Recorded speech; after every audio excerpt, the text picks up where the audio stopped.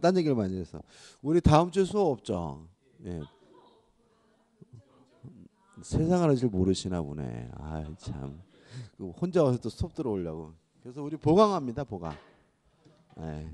23일 날에 2월 23일 토요일 날. 예, 토요일 날. 시간은 오전 10시부터 오후 5시까지. 중간에 점심은 먹고요. 예, 왜요? 왜요? 어디 뭐 놀러 가는 건 저거 상관없어요. 예? 평일 날은 보관할 시간이 없잖아요. 그럼 야간부는 어떻게 수업 들어요? 그죠? 그러니까 평일 날 예를 들어서 오전 수업구나 오후에 또 하면 야간 분들은 못 들으시잖아요.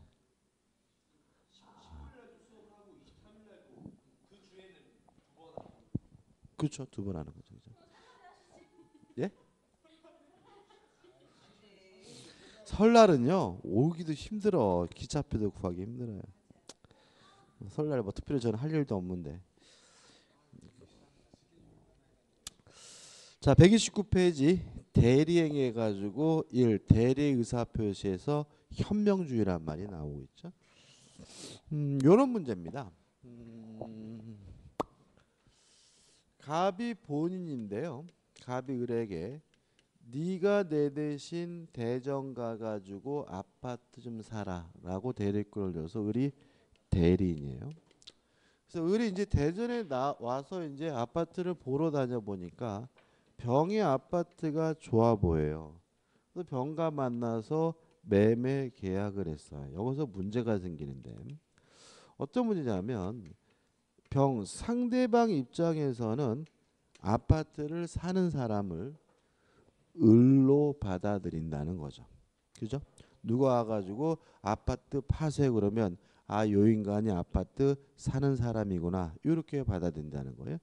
따라서 요 매매 계약의 효과가 을이 아닌 갑에게 발생하려면 을은 최소한 자신이 대리인이라는 사실을 밝혀야 하는데 이걸 우리가 뭐라 그러냐면 현명이라고 해요.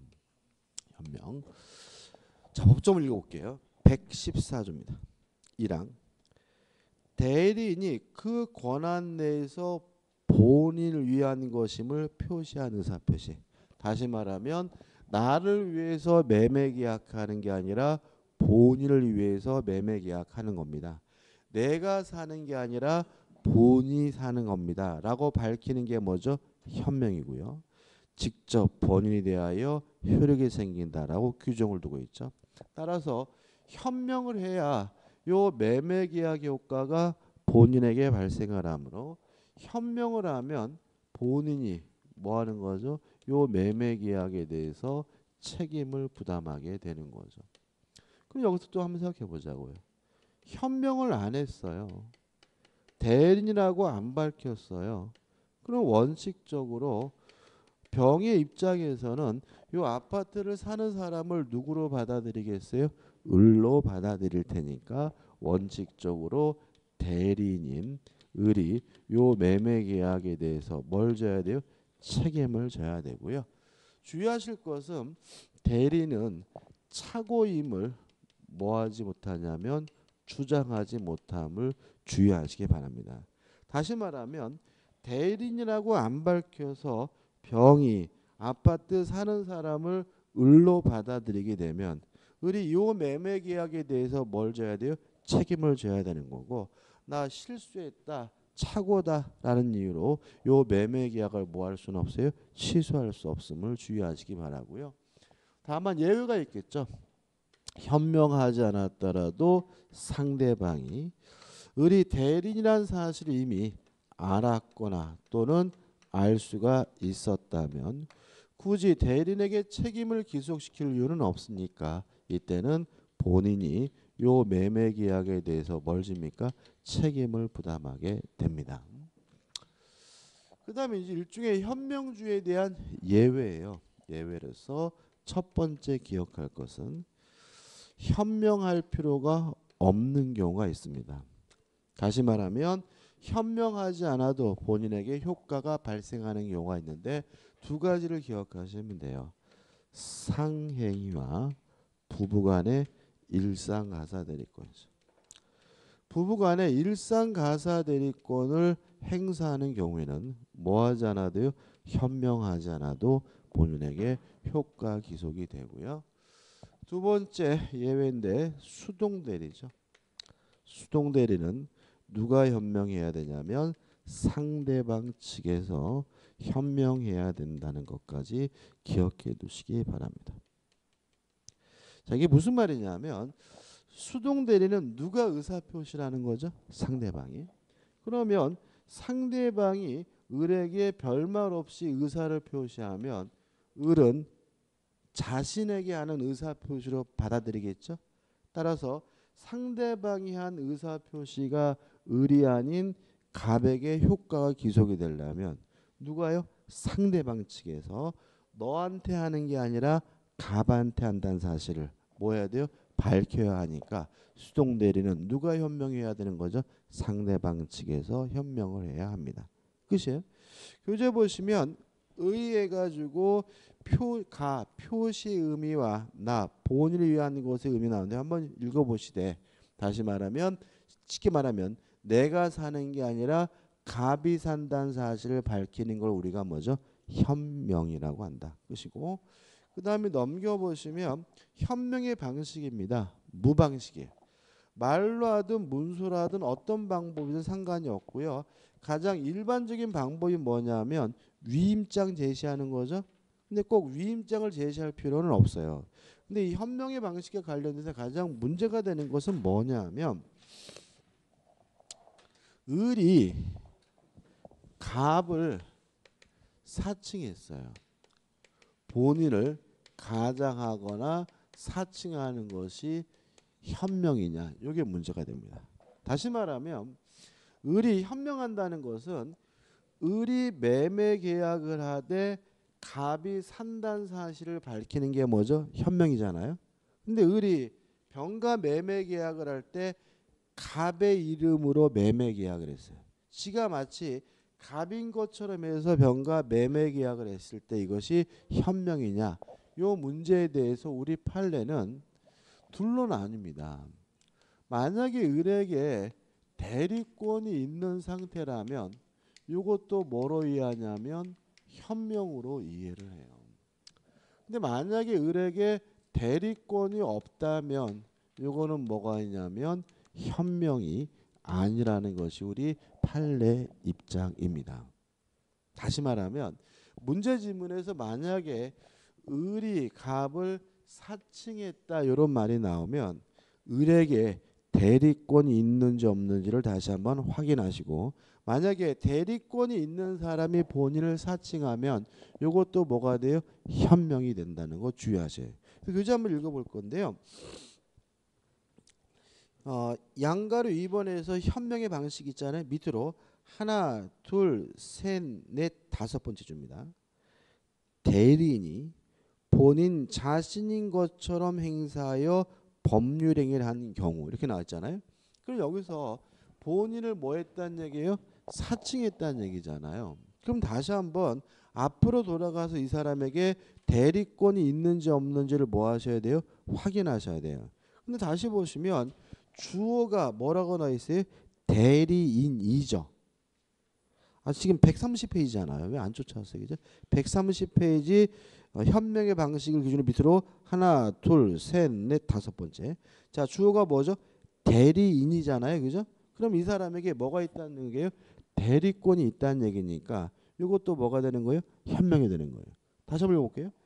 대리인이 다른 말로 하면 대리권이 있는 사람이 본인 자신인 것처럼 행사하여 법률행위를 한 경우에도 대리인에게 대리 의사가 있는 것으로 인정되는 한 유효한 대리 행위로 되어 본인에게 효력을 발생한다는 것이 우리 판례 입장입니다. 근데 만약에 주어가 대리권 없는 자가 이러면 뭐가 돼요?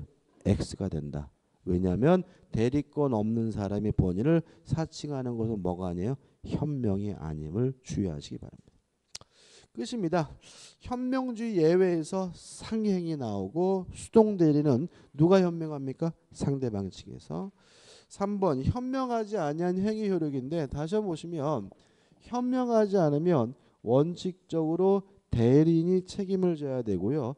착오임을 뭐하지 못해요? 주장하지 못한다 그랬죠? 왜 그러냐면 법좀 읽어볼게요. 115조입니다. 대리인이 본인을 위한 것임을 표시하지 아니한 때에는 그 의사 표시는 자기를 위한 것으로 뭐죠? 본다죠. 다시 말하면 추정하는 것이 아니라 간주가 돼요. 그러니까 추정하는 것이 아니라 본다, 간주가 된다는 말은 반증만으로 그 효과를 번복시킬 수가 없다는 얘기니까 착오임을 주장할 수가 없다는 것이 우리 판례 입장임을 주의하시기 바랍니다. 끝입니다. 그다음 우측에 보시면 이제 뭐가 나오냐면 대리인의 능력에서 117조. 대리인은 행위 능력자임을 요하지 않습니다. 따라서 제한 능력자도 뭐가 될 수 있어요? 대리인이 될 수 있다. 미성년자, 피한정 후견인, 피성년 후견인도 뭐가 될 수 있어요? 대리인이 될 수 있는데 다만 반드시 뭐는 있어야 되죠? 의사 능력은 있어야 된다. 왜요? 대리인은 타인을 위하여 뭐 하는 사람이죠? 의사를 결정해 주는 사람이니까. 끝이고. 그 다음에 하단에 3번에서 대리행위 하자해 가지고 116조가 나오고 넘겨보시면 원칙과 예외가 나옵니다. 일단 이 부분은 뭐가 중요하냐면 원칙이 중요해요. 오늘은 제가 예외까지 설명드릴 거거든요. 근데 만약에 예외 때문에 혼란스럽고 원칙이 헷갈리면 예외는 버리는 겁니다. 뭘 꼭 기억해 두셔야 되는 거예요? 원칙이에요. 그죠? 자, 대리인의 개념을 다시 한번 설명드리면 대리인이란 누구냐면 스스로 의사를 결정하고요. 결정된 의사를 표시함으로써 타인을 위하여 법률 행위를 해주는 사람이 누구죠? 대리인이잖아요. 따라서 의사결정 과정에 하자가 있었는지 없었는지 여부는 누구를 기준으로 합니까? 대리인을 기준으로 합니다. 왜요? 의사를 결정하는 사람은 본인이 아니라 누구니까요? 대리인이니까요. 동의하시죠? 그죠? 그럼 이런 건 어떨까요? 갑이 본인이고요. 을이 대리인이에요. 을이 병과 만나가지고 매매 계약을 했는데 나중에 병이 갑에게 사기쳤다는 사실이 밝혀졌어요. 이때 요 매매 계약을 갑이 사기당했다는 이유로 취소할 수 있습니까? 없습니까? 없다. 왜냐하면 의사결정은 갑이 하는 게 아니라 누가 하는 거예요? 을이 하는 거죠. 따라서 사기를 당했는지 안 했는지 강박을 당했는지 안 당했는지는 누구만 가지고 따져? 대리인만을 가지고 따지는 거죠. 이해되시죠? 그죠? 그 다음에 그러면 병이 을에게 사기를 쳤다는 사실이 밝혀졌어요. 근데 갑은 을이 사기당했다는 사실을 몰라요. 선이에요. 그러면 요 매매 계약을 사기였다는 이유로 뭐 할 수 있겠어요? 취소할 수 있겠죠. 근데 갑이 을이 사기당했다는 사실을 알아요. 취소할 수 있어요? 없어요? 있는 거죠. 왜냐하면 사기 당했는지 안 당했는지는 누구만 가지고 따져요? 대리인. 본인이 그 사실을 알았는지 몰랐는지는 뭐 하잖아요? 고려하지 않는 거예요. 동의하시죠? 그죠? 또 만약에 을이 병에게 사기를 쳤어요. 그러면 병은 갑과 요 매매 계약을 뭐 할 수 있어요? 취소할 수 있는데 그 사실을 갑이 알았는지 몰랐는지 뭐 할 필요 없어요? 고려할 필요가 없어요. 왜요? 사기 쳤는지 안 쳤는지 누구만 가지고 따져? 대리인. 그래서 우리가 사기에서 이런 거 배웠잖아요. 상대방이 아닌 제3자가 사기 강박을 친 경우에는 상대방이 알았거나 알 수 있어야지만 뭐 할 수 있어요? 취소할 수 있지만 그 제3자가 만약에 대리인이라면 본인이 알든 모르든 상관없이 뭐 할 수 있어요? 취소할 수 있다. 왜냐하면 사기 쳤는지 안 쳤는지도 누구만 가지고 따져요? 대리인만을 가지고 따지는 거니까. 또 처음 듣는 듯한 표정을 짓고 계시는데 환장합니다. 그죠? 아무튼 하자가 있는지 없는지 누구만요? 대리인. 그 다음에 의사표시도 누가 하는 거예요? 대리인이. 따라서 의사와 표시가 일치됐는지 안 됐는지 여부도 누구만 가지고 따져? 대리만 가지고. 아 이거는 이거잖아요. 기억 안 나세요? 자, 갑이 을과 만나 가지고 매매 계약을 했는데요. 병이 갑에게 뭘 쳤어요? 사기를 쳤어요. 그러면 을이 알았거나 알 수 있어야지만 뭐 할 수 있어요? 취소할 수 있는데 만약에 병이 을의 대리인이라면 을이 알든 모르든 상관없이 갑은 을과의 매매 계약을 뭐 할 수 있어요? 취소할 수 있다. 왜냐하면 사기 쳤는지 안 쳤는지 누구만 가지고 따져요? 대리인만을 가지고 따지는 거니까요. 이해되시죠? 그 얘기인 거예요. 그죠? 아무튼 누구만 가지고 따진다고요? 대리만을 가지고 따지. 이거 문제 굉장히 많이 틀려요. 왜 그런 거예요? 끝까지 자기 고집을 안 버려. 그럴 리가 없는데. 막 이런다고 그죠? 누누이 말씀드리지만 의사는 누가 결정하는 거예요? 대리인이 하는 거예요. 그죠? 그다음에 의사 표시 누가 하는 거예요? 대리인이. 따라서 의사가 표시가 합치됐는지 안 됐는지 누구만 가지고 따져요? 대리인만을 가지고 따지는 거예요. 본인이 알았는지 몰랐는지 뭐 하잖아요? 고려하지 않아요. 그 다음에 법률행위도 누가 하는 거예요? 대리인이. 따라서 선인지 악인지 여부도 누구만 가지고 따져요? 대리인. 과실이 있는지 없는지도 누구만 가지고 따져요? 대리인. 만약에 이 법률행위가 이중매매예요. 이중매매는 원칙적으로 뭐예요? 유효하고 제2매수인이 적극 가담하면 반사회적에서 무효잖아요. 물론 이중매매도 누가 했다는 거예요? 대리인이. 따라서 적극 가담했는지 안 했는지 여부도 누구만 가지고 따지? 대리인만을 가지고 따지는 거예요. 따라서 대리인이 적극 가담했다면 본인이 알든 모르든 상관없이 뭐예요? 반사회적 범위에서 뭐가 되는 거예요? 무효가 되는 거예요. 지금 우리는 지금 한 가지만 하고 있는 겁니다. 누굴 기준으로 한다고요? 대리인만을 기준으로 하는 거예요. 그죠? 만약에 이 법률행위가 불공정한 법률행위예요. 그러면 불공정한 법률행위도 누가 한 거예요? 대리인이. 따라서 경솔했는지 아니면 무경험인지 여부도 누구만 가지고 따지? 대리인만을 가지고 따지는 거죠. 그럼 여기서 우리가 뭘 할 수 있어요? 본인을 기준으로 하는 것은 한 가지다. 불공정한 법률행위에서 궁박, 어려운 사정이 있는지 여부는 누구만 가지고 따집니까? 본인만을 가지고 따집니다. 그럼 여기서 우리가 요거는 이렇게 정리하는 거죠. 궁박만 본인. 궁박을 제외한 나머지 모든 것들은 누구만 가지고 따집니까? 대리만을 가지고 따진다. 이게 뭐예요? 결론인 거예요. 간단하죠? 그죠? 궁박만 본인. 궁박을 제외한 나머지 모든 것들은 다 누구만을 가지고 따집니까? 대리만을 가지고 따집니다. 자, 그럼 한번 연습해 볼게요. 자, 물건에 하자가 있다는 이유로 담보 책임을 물으려면 매수인은 선의이고 무과실이어야 해요. 전제입니다. 그죠? 자, 물건에 하자가 있다는 이유로 담보 책임 물으려면 매수인은 뭐 해야 된다고요? 선의이고 무과실해야 돼요. 자, 한번 생각해 볼게요. 갑이 본인이고 을이 대리인인데 을이 갑을 대리해 가지고 병과 만나 가지고 자전거에 대해서 매매 계약을 했어요.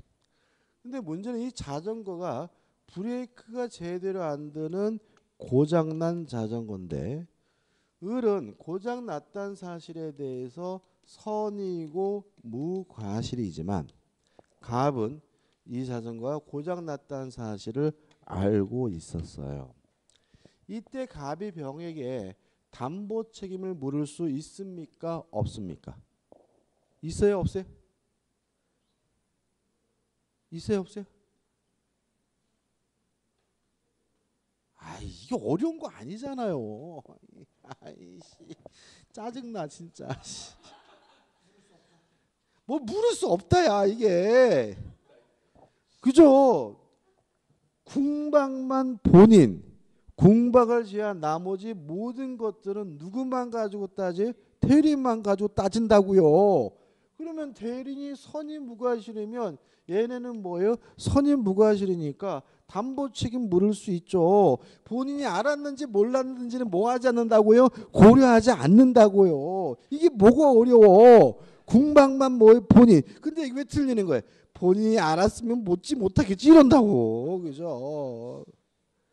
본인이 알았는지 몰랐는지 뭐 하지 않습니까? 고려하지 않습니다. 다시 말하면 궁박 외에는 나머지 모든 것들은 다 누구만 가지고 따져요? 대리만을 가지고 따집니다. 예외를 하지 말아야 될까도 생각 중인데 예입니다.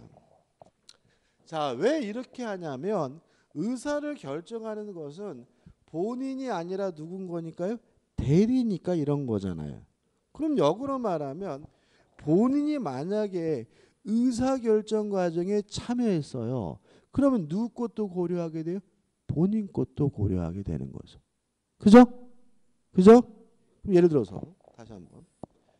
갑이 본인이고 을이 대리인인데 병과 만나서 매매 계약을 했는데요. 나중에 병이 갑에게 사기쳤다는 일이 밝혀졌더라도 요 매매 계약을 사기란 이유로 뭐 할 수는 없어요? 취소할 수는 없는 거예요. 왜요? 사기 당했는지 안 당했는지 누구만 가지고 따지? 대리인이. 근데 만약에 본인이 을에게 지시를 했어요. 의사결정 과정에 뭐 했어요? 참여를 했어요. 그러면 누구 것도 고려해야 돼요? 본인 것도 고려해야 되니까 이때는 사기를 이유로 요 매매 계약을 뭐 할 수 있는 거예요? 취소할 수 있는 거예요. 이해되시죠? 자, 이것도 마찬가지예요. 본인이 악이라 하더라도 대리인이 선이 무과실이면 갑은 병에게 뭘 물을 수 있는 거예요? 담보 책임을 물을 수가 있는 거예요. 근데 만약에 갑이 을에게 지시를 했어요. 의사결정 과정인 갑이 뭐 했어요? 참여를 했어요. 그러면 누구 것도 고려해야 돼요? 본인 것도 고려해야 되니까 얘네는 선이 무과실인 것이 아니라 악이기 때문에 갑은 병에게 뭘 물을 수 없는 거예요? 담보 책임을 물을 수가 없는 거예요. 본인이 뭐 하면요? 의사결정 과정에 참여하면 누구 것도 고려합니까? 본인 것도 고려합니다. 이해되시죠? 자, 교재 한번 읽어봅니다. 예입니다. 지금 판례에 나와 있는 것은 첫 번째 판례는 요겁니다. 이중 매매가 이루어졌다면 적극 가담했는지 안 했는지도 누구만 가지고 따져요? 대리인만 가지고 따진다. 그 다음에 두 번째 판례도 같은 취지인 거죠. 예입니다. 예 읽어볼게요.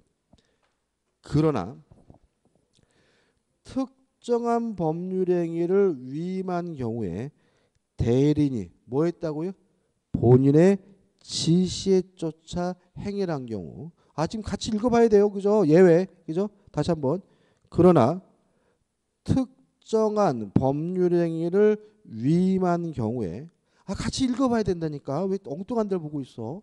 자꾸 참 예외. 그죠? 자, 132페이지 예외입니다. 그죠? 이거 안 읽어보면은 우리 또 틀려요. 그죠? 다시 한번. 132페이지 예외입니다. 그러나 특정한 법률에 위임한 경우에 대리인이 본인의 지시에 쫓아 그 행위를 한 때에는 예외입니다. 본인은 자기가 안 사정 또는 과실로 인하여 알지 못한 사정에 관하여 대리인의 부지, 선의를 주장하지 못합니다. 왜요? 본인이 뭐 했어요? 지시했으니까요. 예컨대 매수인이 대리를 통하여 매매 계약을 체결한 경우 본인이 매수인이 매매 목적물의 하자를 알고 있었다면 대리인이 이를 몰랐더라도 매도인에게 대한 하자 담보죄에 물을 수가 없습니다. 왜? 연결되는 겁니다. 그죠? 왜요? 본인이 뭐 했어요? 지시했으니까. 그죠? 자, 다시 한번요. 만약에 요 예외 때문에 원칙이 뭐 한다면요? 헷갈린다면 예외는 뭐 하는 거예요? 버리는 겁니다. 우리 민법 뭐가 더 중요한 거예요? 원칙. 예외는 시험 문제 내지도 않아요. 그죠? 다시 한번. 궁박만 본인. 궁박을 제외한 나머지 모든 것들은 누구만 가지고 따집니까? 대리만 가지고 따집니다. 이게 원칙이죠. 다만 본인이 뭘 했어요? 지시를 했다면 이때는 예외적으로 본인 것도 뭐죠? 고려를 합니다. 따라서 만약에 대리인이 선이 무과실이고 본인이 악이라 하더라도 갑은 병에게 뭘 물을 수 있어요? 담보 책임을 물을 수가 있는 것이 뭐죠? 원칙입니다. 왜요? 선인지 악인지 과실이 있는지 없는지 누구만 가지고 따져요? 대리인만을 가지고 따지는 거예요. 근데 만약에 갑이 을에게 뭘 했어요? 지시를 했어요. 의사결정 과정에 뭐 했어요? 참여했다면 누구 것도 고려합니까? 본인 것도 고려하니까 이제 얘네들은 뭐가 되죠?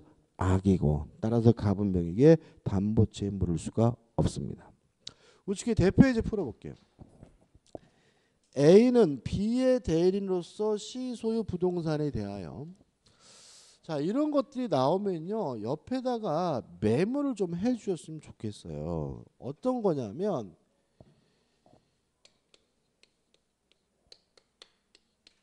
요렇게 왜 그러냐면 보통 우리가 갑을병 이렇게 배우니까 을이 뭐로 들어가요? 대리인으로 들어가잖아요. 이게 원래 이렇게 나와요. 근데 일부러 요거를 바꿔놓는 경우가 있어요. 뭐 하라고요? 헷갈리라고. 근데 헷갈리는데 이거를 메모 안 하고 풀다 보면은 중간중간에 이제 뭐가요? B가 대리인으로 바뀌어 버려요. 그럼 뭐예요? 문제 틀리게 되니까 B가 뭐죠? 본인이고 A가 뭐죠? 대리인이라는 거 옆에다가 메모하시고 좀 문제를 좀 푸셨으면 좋겠어요. 자, C 소유 부동산에 대하여 C와 매매 계약을 체결하였다. 다음 중 옳지 않은 것은 1번. A가 B를 위한 것임을 표시하지 않았으나 그럼 뭐 하자는 거죠? 현명하지 않았죠?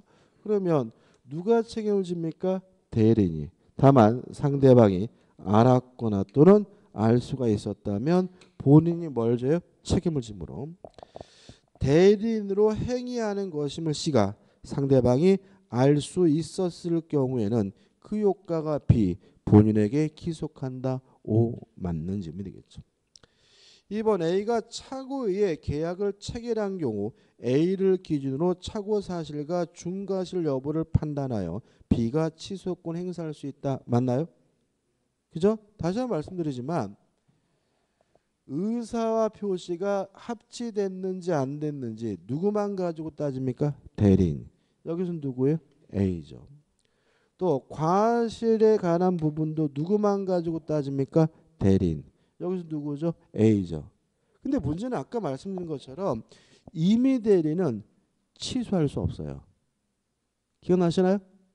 그죠? 시킨 일하면 임무를 안수하면 대리권이 뭐가 돼요? 소멸되니까 임의 대리는 뭐 하지 못해요? 취소하지 못하니까 결국은 대리를 기준으로 취소할 수 있는 여부를 판단하고요.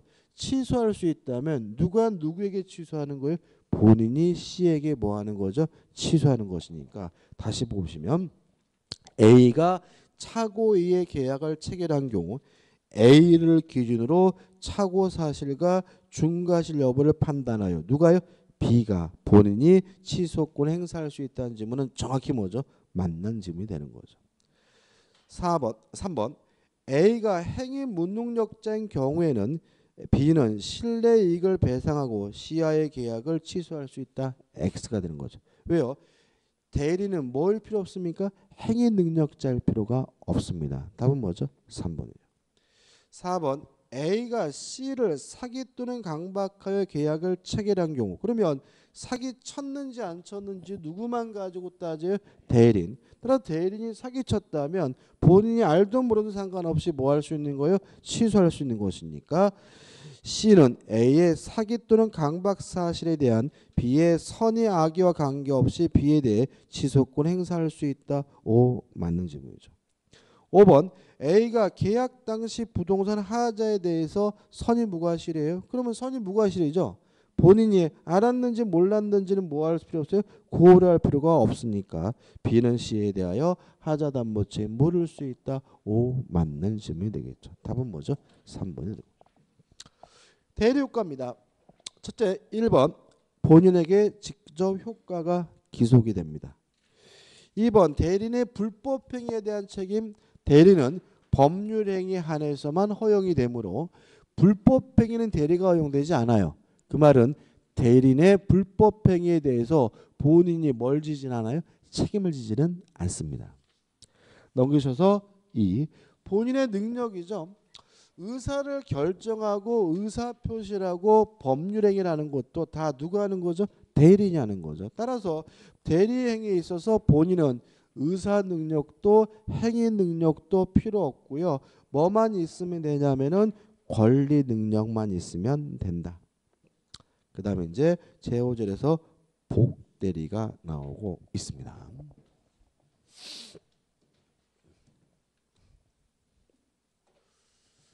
자, 갑이 본인이고요. 을이 대리인인데 을이 병이라는 사람을 한 번 더 선임했어요. 근데 만약에 병이 갑 본인을 대리한다면 요 사람은 우리가 뭐라 그러냐면 복대리인이라고 합니다. 요 복자가 뭐냐면 다시 복자예요. 다시. 그러니까 건물이 무너졌어요. 복구한다 그러죠. 할 때 이 복. 그죠? 예수님이 부활했다 그러죠. 부활할 때 이 부자도 같은 한자예요. 그냥 의미 다를 뿐이에요. 이게 다시라는 뜻인데 아무튼 다시 선임한 사람을 우리가 뭐죠? 복대리인이고 한 번 더 가면 뭐예요? 복복대리인. 한 번 더 가면 뭐죠? 복복복대리인 이렇게 되는 겁니다. 그렇죠? 그래서 대리인이 선임했지만 본인을 대리하는 사람 우리가 뭐죠? 복대리인이라고 해요. 예를 들면 쉽습니다. 갑이 미성년자인데 술 처먹고 싸움박질해서 유치장에 들어갔어요. 그래서 법정 대리인 을 친권자 아버지가 자식이 아니다 왼수라고 하면서 병이라는 변호사를 선임했다면 이 병은 누가 선임한 거죠? 대리인이 선임했지만 누구를 대리합니까? 본인을 대리하니까 뭐가 돼요? 복대리인이 되는 거죠. 이해되시죠? 그죠? 갑이 미성년자인데 토지를 가지고 있는데 미등기 토지예요. 그래서 친권자가 이 토지를 등기하기 위해서 법무사를 선임했다면 이 법무사는 대리인이 선임했지만 누구를 대리하게 돼요? 본인을 대리하게 되니까 이런 사람은 뭐가 돼요? 복대리인이 되는 거죠. 휴지 한번 보시면 의 나와 있고 법적 성질 1. 복대리인도 뭐죠? 대리인이다. 따라서 복대리인도 스스로 뭐 하게 됩니까? 의사를 결정하게 되고요. 2번 복대리인 누가 선임했죠? 대리인이 선임했지만 주의하실 것은 누구를 대리합니까? 본인을 대리하는 사람이지 대리인의 대리인인 것은 아니고요. 3번 대리인의 대리권이 소멸되더라도 복대리권은 소멸되지는 않고요. 4번 복대리는 항상 뭐죠? 임의 대리인이다. 왜 그러냐면 요 대리인은 친권자와 같은 법정 대리인일 수도 있고요. 임의 대리인일 수도 있는 거죠. 그죠? 근데 복대리인이란 대리인이 선임한 본인의 대리인이라는 말은 수권행위가 반드시 뭐예요? 존재한다는 얘기니까 복대는 항상 누가 선임했든지 간에 뭐가 돼요? 임의 대리인이 되는 거죠. 우측에 보시면 이제 본격적인 내용이 나옵니다. 자, 이 복대리에 대해서는 제가 교재에다가 판례를 넣어놓긴 했지만 판례는 중요하지 않아요. 뭐가 중요하냐면 법조문이 중요합니다. 왜냐하면 법조문이 조금 까다롭게 느껴질 수가 있어요. 그래서 제가 설명드리고 법조문을 읽어볼 거예요. 그죠? 자, 요 대리인이 만약에 임의 대리인이에요. 예를 들어서 갑이 을에게 네가 내 대신 대전 가서 아파트 좀 사라라고 대리권을 줬어요. 그러면 을이 함부로 다른 사람을 대신 보내면 안 되겠죠. 따라서 임의대리는 원칙적으로 복대리인을 선임할 수 없다. 복임권이 없어요. 항상 못하느냐? 자, 을이 갑에게 연락을 한 거죠. 야, 나 가기 싫어. 다른 사람 보내면 안 될까? 그랬더니 그래라. 본인이 승낙을 했다면 복된 선임할 수 있다. 다른 사람 보낼 수가 있어요. 아니면 하기 싫은 일 억지로 하다가 교통사고 당해가지고 병원에 입원했다면 부득이한 사유가 존재하는 경우에도 예외적으로 복대를 뭐 할 수 있어요? 선임할 수가 있어요. 그 다음에 만약에 본인의 승낙이나 부득이한 사유가 있어서 복대인 선임한 경우에는 잘 선임해야 돼요. 만약에 선임 과정에 잘못이 있다면 을은 갑에게 책임을 져야 되고요. 또 선임만 똑바로 하면 안 되고요. 감독도 잘 해야 돼요.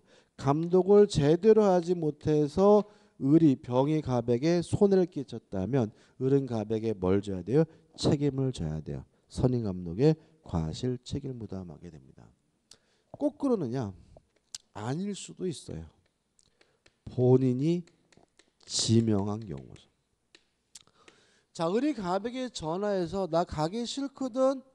그랬더니 대신 다른 사람 보내라 라고 승낙한 정도가 아니라 병이 똘똘하니까 병을 대신 보내라고 병을 누가 지명했어요? 본인이 지명한 거죠. 근데 나중에 보니까 이놈이 똘똘한 게 아니라 완전 띨띨하다 하더라도 을이 갑에게 뭐 할 일은 아니에요? 책임질 일은 아닌 거죠. 왜요? 본인이 뭐 했어요? 지명했으니까요. 다만 똘똘한 게 아니라 띨띨하다는 사실을 알았다면 그 사실을 통지는 해야 돼요. 통지하지 않았거나 해임하지 않은 경우에는 을은 갑에게 뭘 지냐면 책임을 부담하게 됩니다. 이게 은근히 좀 복잡하게 느껴질 수 있거든요. 자, 이 시험에 올해도 작년에도 나왔는데 법 좀 읽어볼게요. 자, 오른쪽에 120조입니다. 대리권이 법률행위에 의하여 부여된 경우, 이게 누구죠? 임의대리인이죠. 뭐라 나왔습니까? 대리는 본인의 승낙이 있거나 부득이한 사유가 있는 때가 아니면 복대리인을 뭐하지 못해요? 선임하지 못한다죠. 그 말은 임의대리는 원칙적으로 복대리인을 선임할 수가 없지만 본인의 승낙이나 부득이한 사유가 있으면 예외적으로 뭐 할 수 있어요? 선임할 수가 있다. 이렇게 이해되고요.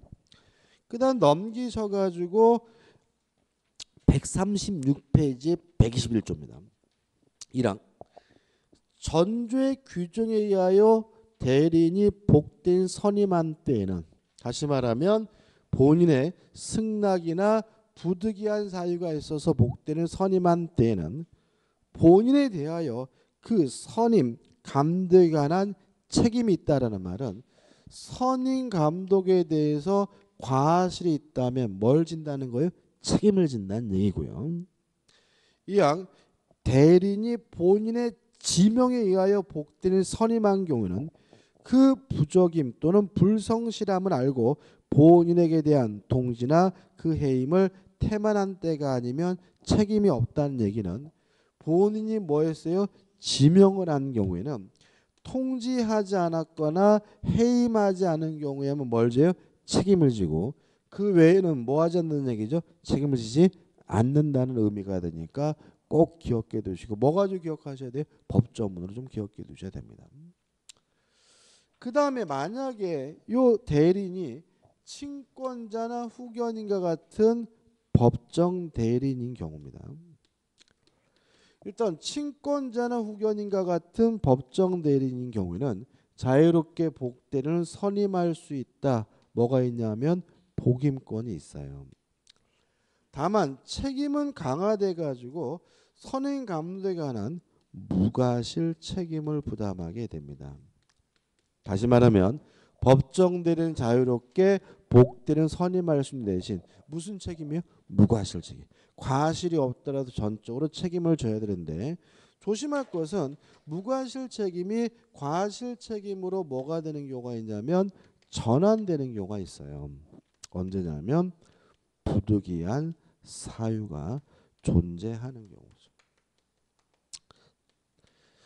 자, 법정대리는 자유롭게 복대를 뭐 할 수 있습니까? 선임할 수가 있습니다. 다만 책임은 강화돼서 뭐예요? 무과실책임인데 만약에 복대는 선임한 것에 대해서 뭐가 존재하면요? 부득이한 사유가 존재하면 과실책임으로 뭐가 하게 됩니까? 전환되게 됩니다. 법조문 한번 읽어볼게요. 122조입니다. 법정대리는 그 책임으로 복대는 선임할 수 있다는 말은 선임할 수 있다. 뭐가 있는 거죠? 복인권이 있는 거죠. 그 다음에 그 책임이라는 말은 법정대리 전적으로 책임을 져야 된다는 얘기예요. 다시 말하면 법정대리는 아무런 고의과실 없더라도 책임을 지게 된다. 뭐란 얘기죠? 무과실 책임으로 이해되고요.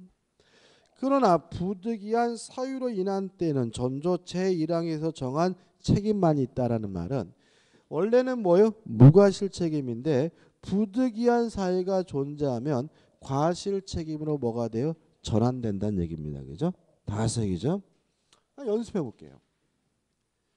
유치장에 갇힌 아들을 빼내기 위해서 변호사를 선임했는데 변호사가 별도는 잘못하는 바람에 갑에게 손해를 입혔어요. 그러면 어른 갑에게 책임을 부담하게 되는데 법정 대리니까 무과실 책임이에요? 아니면 부득이한 사유가 있으니까 과실 책임이에요? 표정들이 아 참 미치겠네. 자, 지금 병이 갑에게 뭘 끼쳤어요? 손해를 끼쳤어요. 그럼 을은 갑에게 뭘 줘야 돼요? 책임을 져야 돼요. 그러면 을이 친권자 법정 대리니까 아무런 고의과실이 없어서 무조건 책임을 져야 되는 뭐예요? 무과실 책임인 거냐? 아니면 부득이한 사유가 존재하는 경우니까 과실 책임이냐? 이걸 제가 물어본 거잖아요.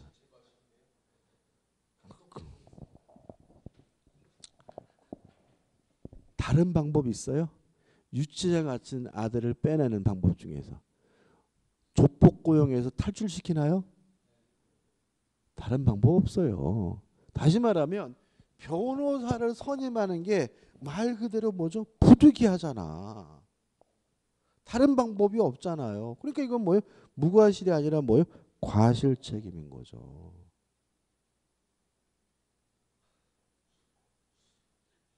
다른 방법이 있어요?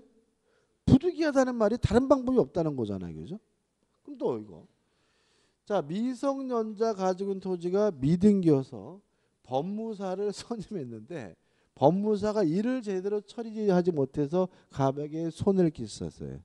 을이 갑에게 뭘 줘야 돼요? 책임. 무과실이에요? 과실 책임이에요? 다른 방법 있어요? 아니 미등기 토지를 등기하려면 법무사를 선임하지 동네 세탁소 아저씨한테 부탁해요?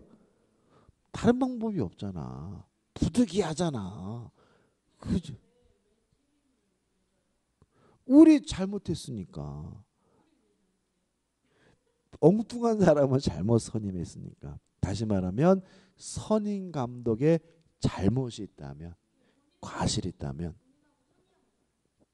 본인하고 왜 상의를 해요? 항상 아이 자식 뭘 알아서 해요. 진짜 모든 의사결정은 누가 하는 거라고요?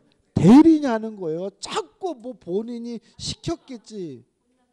뭐로 통실해요? 의사결정은 누가 하는 거예요? 본인이 하는 건데 자꾸 본인과 상의했겠지. 이러면 안 되는데 아까 얘가 이거를 할 때 예외는 잊어버린 게 날 수도 있다. 자꾸 뭐예요? 본인이 지시했겠지. 본인과 상의했겠지. 이래버리면 이게 완전히 뭐가 되는 거예요? 삼천포로 가는 거야. 누가 의사결정합니까? 대리인이 하는 거예요. 그죠? 더 이상 말씀 네? 대리인이 안 하는 게요? 자식인데? 지 자식인데 그러면은 나는 네가 유체 같이 더라도 나는 뭐야 책임지기 싫어서 아무것도 안 하겠다. 그런다고요? 끝입니다. 자, 우측에 보시면 3번 해가지고 복된의 주의가 나와요. 일단 1, 2, 3으로 나눴는데 특별한 건 없어요. 일단 병은 누구를 대리합니까? 본인을 대리합니다. 그럼 병이 상대방과 만나서 대리행위를 하려면 뭘 해야 돼요? 현명을 해야 되겠죠. 그죠? 이때 을의 이름을 현명해요? 본인의 이름을 현명해요? 본인의 이름을 현명하겠죠. 누구를 대리하는 사람이에요? 본인을 대리하는 사람이니까. 얘가 만나서 아파트를 사면 누가 아파트 사는 거예요? 갑이 사는 거잖아요. 그래서 내가 사는 게 아니라 갑이 산다고 밝혀야 되겠죠. 누구를 대리합니까? 본인을. 다만 이 사람은 누가 선임했어요? 대리인이 선임했으니까 병의 대리권은 을로부터 비롯됐으니까 을의 대리권보다 병의 대리권은 반드시 어떻게 해요? 작아야 돼요. 또 을의 대리권이 소멸되면 병의 대리권도 자동으로 뭐가 돼요? 소멸돼요. 왜냐하면 복대리권은 누구로부터요? 대리인으로부터 대리권이 비롯됐으니까요. 그죠? 하나만 더 해볼게요. 자, 지금 미등기 토지를 등기하기 위해서 친권자인 아버지가 법무사를 선임했어요. 그래서 을이 병이 법무사가 갑을 위해서 열심히 서류를 준비하고 있었는데 문자가 왔어요. 을이 교통사고로 사망을 했대요. 그래서 안타까운 마음에 장례식장에 가서 2번만 절하고 5만 원 부주하고 왔어요. 그리고 슬프고 안타깝지만 열심히 일을 해야지 해서 서류를 열심히 준비해가지고 등기소 등기관에게 등기를 신청했어요. 요랬을 때 등기관은 요 등기 신청을 받아줘야 됩니까? 받아주면 안 됩니까? 받아주면 안 된다. 왜냐하면 을이 사망하면 을의 대리권이 뭐가 됐어요? 소멸됐고 대리인의 대리권이 소멸하면 복대리권도 자동으로 뭐가 됩니까? 소멸됩니다. 따라서 을이 사망하는 순간 병의 대리권이 이미 뭐가 돼요? 소멸됐으니까 요 등기 신청 행위는 대리권이 없는 사람이 신청한 것이므로 무권 대리므로 받아주면 안 됩니다. 다시 말하면 등기 신청을 등기관이 뭐 해야 돼요? 각하해야 됨을 주의하시기 바랍니다. 끝이. 한번 읽어보시고 넘겨보시면 복대리권의 소멸까지 설명드렸고요. 대표 이제 풀어볼게요. 복대리에 관한 설명으로 타당하지 않은 것은 1번 법정대리는 부득이한 사유가 없어도 복대리는 선임할 수 있다. 5. 왜요? 법정대리는 복임권이 있다. 자유롭게 뭐 할 수 있어요? 선임할 수 있는 거예요. 부득이한 사유가 필요한 것은 누구예요? 임의 대리인 것은. 2번 법정대리는 복대리는 선임한 때는 선임 감독상의 과실이 없어도 언제나 책임을 진다. X. 과실이 없더라도 책임지는 뭐예요? 무과실 책임 맞아요. 근데 언제나 아니죠. 왜요? 부득이한 사유가 존재한다면 뭐로 전환이 돼요? 과실 책임으로 뭐가 돼요? 전환이 되니까 언제나 무과실 책임이라는 질문은 뭐죠? X가 되고 답은 뭐죠? 2번이 되는 거죠. 3번 임의 대리는 부득이한 사유 또는 본인의 승낙이 있어야 복대리인 선임할 수 있다. 맞고요. 4번 복대리인 대리인과 동일한 권리 의무를 집니다. 왜요? 복대리인도 누구의 대리인이에요? 본인의 대리니까요. 5번 복대리는 대리인의 대리인이 아니라 누구의 대리인입니까? 본인의 대리인입니다. 답은 뭐죠? 2번이 되고요. 좀 쉬었다가 무권 대리를 보도록 하겠습니다.